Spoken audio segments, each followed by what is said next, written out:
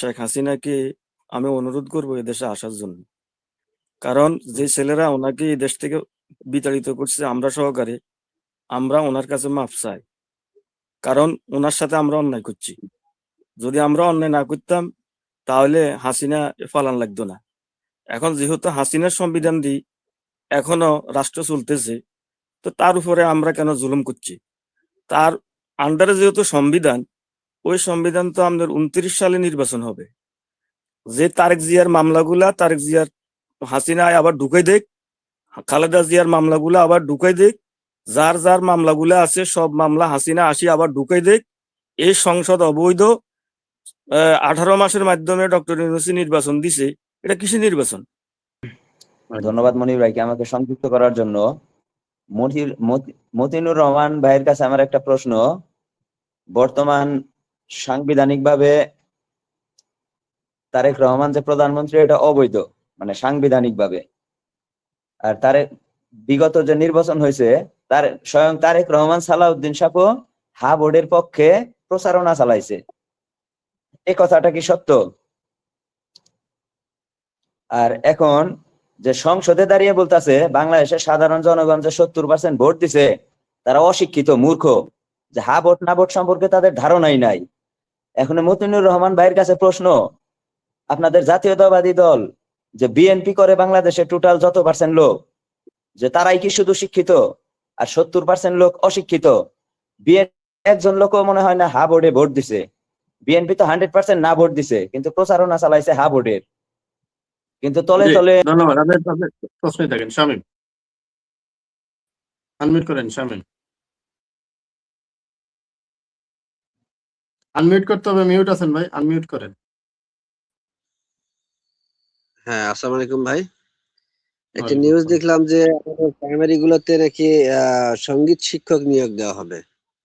এই সঙ্গীত শিক্ষক নিয়োগ দিয়ে আমাদের বিষয়ের উপর কোনো প্রশ্ন থাকলে বলেন। বিষয়ের উপর কোনো প্রশ্ন থাকলে বলেন। বিষয়ের উপর হচ্ছে যে 70% ভোটে ভোট দেওয়ার পরেও এই বিএনপি সরকার এটা নিয়ে তালবাহানা করতেছে। তো এখন ওনারা কিভাবে, কোন প্রক্রিয়ায় এই যে জুলাই সনদের যে ধারাগুলো আছে এগুলো তো অনেকগুলোই মনে করেন যে মানে সংবিধান সংস্কার করে করা সম্ভব হবে না, তখন সেক্ষেত্রে আপনারা ওনারা কি করবেন? ধন্যবাদ ভাই। জি, ধন্যবাদ। জাহাঙ্গীর সাহেব বলেন। আসসালামু আলাইকুম ওয়া রাহমাতুল্লাহ। মনির ভাই, আপনি সহ সকল আলোচকদেরকে সালাম।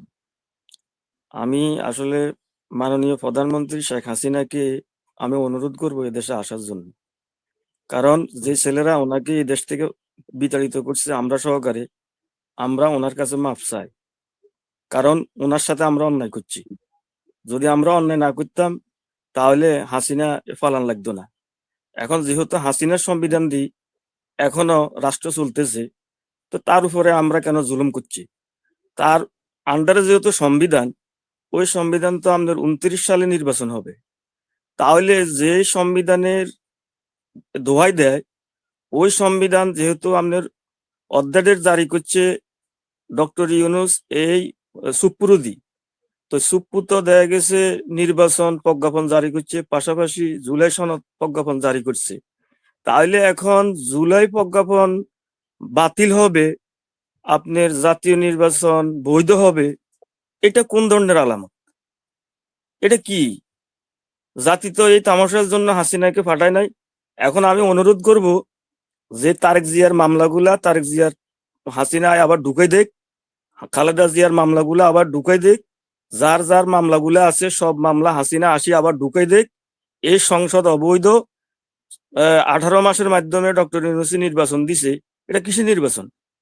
কোন আলোকে নির্বাচন দিছে? জাতীয় এই নির্বাচন তো মানে না। এখন কথা হলো, যদি জুলাই সনদ যে আমার প্রশ্ন হইলো ভাই, আমার প্রশ্ন হইলো জুলাই সনদ যে আলোকে হয়েছে জাতীয় নির্বাচনে একে আলোকে হয়েছে, এখন সংসদের ভিতরে কেন তালবাহানা? জাতির সাথে কেন প্রতারণা? জাতি তো এই প্রতারণা দেখতে চায় না। আর যদি শুনেন ভাই, জিয়া রহমান রে আমনের গুপ্তচর বলছে, রাজাকার বলছে, ওই সংবিধানের মধ্যে তো এখনো লেখা আছে। তাহলে একজন মনিরা বেগমকে আপনার উনি আসিল টিউনো নাকি উনি সংবিধান মোতাবেক কথা বলার কারণে দেখা গেছে আজকে ওনাকে শাস্তি পাইতে হইছে। কেন রে ভাই? ইউএনও মনিরা না, খাদিজা মিত্র হ্যাঁ, নাম, হ্যাঁ। ইউএনও। মনিরাতুল কিয়া জানি ওনার নাম। তো এখন এগুলা কি? এগুলা তো ওনারা সংবিধান মানে, আবার সংবিধানের যে জটিলতাগুলো আছে আজ পর্যন্ত তো যেই আপনার জিয়া রহমান স্বাধীনতার ঘোষক না, আজকের দিন পর্যন্ত তারা কি সংবিধান সংশোধন করছে? করে নাই তো। তাহলে এই কথাগুলো কেন তারা বলতেছে না বলি না সংশোধন করি? এখন বিরোধী দলকে তকমা লাগায় বিরোধী দল যুদ্ধাপরাধী, রেজাকার। আর ভাই আমি প্রফেসর স্যারকে একটু প্রশ্ন করি এই কথাটা, যে যখন জিয়া রহমান প্রেসিডেন্ট হয়েছিলেন তখন ওনার প্রধানমন্ত্রী কে আছিলেন? শাহ আজিজ কে আছিলেন? শাহ আজিজ তো কুখ্যাত রেজাকার আছিল। এগুলা চিন্তা করবেন না, এগুলা তো আমরা জানি। তো এখন এগুলা বলতে চাই না, কারণ হলো ধন্যবাদ দেশ- ভাই, একটু সংক্ষিপ্ত করতে হবে। আকমল হোসেন, আকমল সাহেব কোনো প্রশ্ন থাকলে বলেন। সালামু আলাইকুম ওয়া রাহমাতুল্লাহ। জি সঞ্চালক সাহেব, আপনি তো কখনো আমার সংযোগে নেন না, আমি বহুবার অপেক্ষা করে থাকি, আপনি নেন না। যাক, থ্যাংক ইউ আপনাকে। আমি জানি না আমরা আপনি- আমাদের নির্ধারিত একটা সময় থাকে, ওই সময়ের ভিতরে আমরা যতজনকে পাই নিয়ে ও, নিই। আচ্ছা, আপনি হয়তো বা যদি পরে আসেন ওই সময় যাক, থেকে। আজকে প্রশ্ন হচ্ছে, আপনারা সবাই দর্শকেরা সবাই বলতেছে যে তারেক রহমান হার পক্ষে ভোট চাইছে। এটা অবশ্য আমি রংপুরের মানুষ, প্রথম আসে সে রংপুরে ছিল, এটা শেষ পর্যায়ে যখন দেখলো আবু সাইদের কবর জিয়ারত করছে, জিয়ারত করার পরে এখন একটা কিছু বলতে হবে তো, তখন সে আসে এটা বলছে। ওরা যে মুনাফেক এখানে কোনো সন্দেহ নাই, আর এদের কোনো বিবেক নাই। এরা বিবেক এরা হারায় ফেলছে। তাছাড়া যে মতিন ভাই একজন শিক্ষক মানুষ, আমি যতটুকু জানি, উনি একদিন টকশোতে খুব সহজ বলছিল উনি নাকি কোন শিক্ষকতা করে। কারণ এই দেশের সেই শিক্ষক, এরা 10,000 টাকা, 8,000 টাকা, 9,000 টাকা ওই ভোটের দিন যখন একদিনের স্যালারি পায় 8-9,000 টাকা দেয়, আর তারপরে এরা জাল ভোট ঢুকায় দিয়া এরা নির্বাচিত করে দেয়। এরা হলো সেই শিক্ষক। এদের কোনো বিবেক নেই, শিক্ষকদের কোনো বিবেক নেই, কারণ চরিত্র নাই তো এই দেশের মানুষের। সেটা তো খেয়াল করতে হবে। আমরা এই যে 69% মানুষ ভোট দিল, আর সেই ভোট নিয়ে এখন তাল বাহানা চলছে, প্রশ্নই আসে না। এখানে কোনো কথা বলার কোনো সুযোগ নেই। যদি এরা দেশকে ভালোবাসতো, দেশ প্রেম থাকতো এদের ভিতরে। এবার যেটা দেখছি আমি, বেগম খালেদা জিয়ার সময় যেটা সংসদ ছিল, আমি দেখছি কিছুটা হলেও ভালো লোকজন ছিল। বিএনপি তো এমন কোনো লোক নাই, এমন কোনো এমপি নেই, মন্ত্রী নেই বুকে হাত দিয়ে বলতে পারবে যে বাংলাদেশের 1 টাকা আমি চুরি করি নাই। এটা আমি মতিন ভাইকে আমি জিজ্ঞেস করলাম যে আপনি একটু খোঁজ নিয়ে দেখেন না কেন, বিবেকটা জাগান না রে ভাই। একদম এত আত্মসমর্পণ কেন করেন? আমার দেশ, সবাই বলতে সবার আগে বাংলাদেশ না, সবার আগে আমি মুসলিম, আমার ইসলাম, সবার আগে আমি বাংলাদেশ নয়, আমি মুসলমান, আমার একটা ভূখণ্ড আছে, আল্লাহ আমাকে একটা ভূখণ্ড দিছে, সে দেশের নাম বাংলাদেশ, তারপর আমি বাংলাদেশি, তারপর আমার দেশ। কিন্তু আপনারা এই জায়গায় জানেন না। এক বদমাশকে দেখলাম, সে ক্রীড়ামন্ত্রী বানাইছে, তার নাম জানি কি জানি, হক।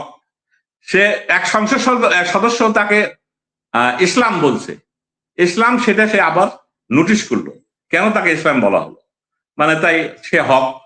এই ক্রীড়ামন্ত্রী বদমাশ, দেখেন কত বড় বদমাশ।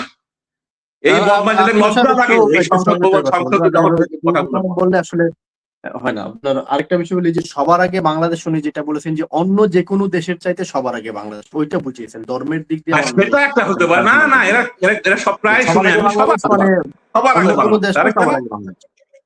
আচ্ছা, আমি আরো অনেক দর্শক আছেন, লক্ষ্য পাওয়া যায় ভাই। জি, থ্যাংক ইউ। মঈন আহমেদ করেন কোন প্রশ্ন থেকে? আচ্ছা, আমি আসলে সরাসরি টু দা পয়েন্টে চলে যাব, যেহেতু অনেক সময় চলে গেছে। এখানে বিএনপির প্রতিনিধিত্ব কি মতিন স্যার করছেন? না, উনি বিএনপির প্রতিনিধিত্ব করছেন না, উনি ওনার মতো করে বক্তব্য দিচ্ছেন। আপনার কোনো প্রশ্ন থাকলে আপনি বলেন। আমি প্রশ্নে সরাসরি চলে আসছি। বিএনপির কোনো প্রতিনিধি থাকলে সুবিধা হতো প্রশ্ন করতে। সেটা হচ্ছে, গণভোট তো 1977 সালে 30শে মেতে গণভোট হয়েছিল, রাষ্ট্রপতি জিয়াউর রহমানের কর্তৃক আনিত যে সকল নীতি আপনারা সমর্থন করেন কিনা? তো সেই সময় তো গণভোট ছিল না, সেই সময় তো গণভোট সংবিধানেই ছিল না। আর গণভোটের 4টা প্রশ্ন জনগণ বুঝতে নাকি 3 ঘন্টা লাগবে, আমাদের সালাউদ্দিন শিলং সাহেব বললেন। তাহলে ওইটা 19 দফা ছিল জিয়াউর রহমানের। আমি এখানে লেফটেন্যান্ট কর্নেল স্যারের কাছ থেকে আমার প্রশ্নের উত্তরগুলো চাইবো, যেহেতু বিএনপির কোনো প্রতিনিধি পাইলাম না। তো 19 দফা পড়তে জনগণের কয় ঘন্টা লাগতো? 19 দফার বাইরেও নাকি ওনার অনেক নীতি ছিল। তারপরে গণভোট সংবিধানে আসছে মার্শাল ল অর্ডিন্যান্সের আন্ডারে। এবং 1979 সালের নির্বাচন পর্যন্ত হয়েছে মার্শাল অর্ডিন্যান্সের আন্ডারে, তাতে কিছুই তো সংবিধানে ছিল না, গণভোট তো ছিলই না। তাহলে 19 দফা বুঝতে 3 ঘন্টা সময়, তখন কোনো সমস্যা হয় না। হ্যাঁ ভোট 88% ভোট পাইছে, সেটা বাস্তবায়িত হয়েছে। তাহলে 4টা প্রশ্ন করতে একজন শিক্ষিত মানুষের তো 2 মিনিট লাগার কথা, বা বললাম 3 মিনিট লাগার কথা। সেখানে আমার মনে হয় স্বরাষ্ট্রমন্ত্রীকে নতুন করে আবার স্কুলে ভর্তি করা দরকার। এই বিষয়টা নিয়ে আমি একটু লেফটেন্যান্ট কর্নেল আজিজ স্যারের মতামতটা চাবো। আর সর্বশেষ একটা এডিশনাল বিষয় বলতেছি, বিএনপিতে কি রাষ্ট্রপতি করার মতো স্মার্ট হ্যান্ডসাম লোক ছিল না? ওই চুপ্পু সাহেবের চপ্পলের উপরই বিএনপি কে নির্ভর করতে হলো কেন? আন্দালিব রহমান পার্থকেও তো দেওয়া যেত, উনার মতো স্মার্ট হ্যান্ডসাম লোককে দিলে আমার মনে হয় এটা চুপ্পু সাহেবের কন্টিনিউশন রাখা হয়েছে কেন? অলিখিত ভাবে আওয়ামী লীগের ভোট গুলা 5 বছর আগে আবার নিজেদের পকেটে রাখার জন্য। আওয়ামী লীগ তো নিজ নামে থাকবে না, আওয়ামী লীগের একটা প্রোডাক্ট রেখে দিলাম 2029 সাল পর্যন্ত, আমি শেষ করছি, শেষ হয়ে গেছে 29 সাল পর্যন্ত, তাহলে আওয়ামী লীগের ভোট গুলো আমাদের পকেটে আবার আসবে। আপনি আন্দালিব রহমান পার্থর মতো স্মার্ট হ্যান্ডসাম লোক সেরকম একজনকে বসাই দিতেন, উনার তো ডিফ্যাক্টো উনি শেখ হাসিনার আত্মীয়। এই বিষয়গুলো একটু, আর আন্দালিব পার্থ এক সময় বলেছে, বেগম খালেদা জিয়া এক সময় বলেছে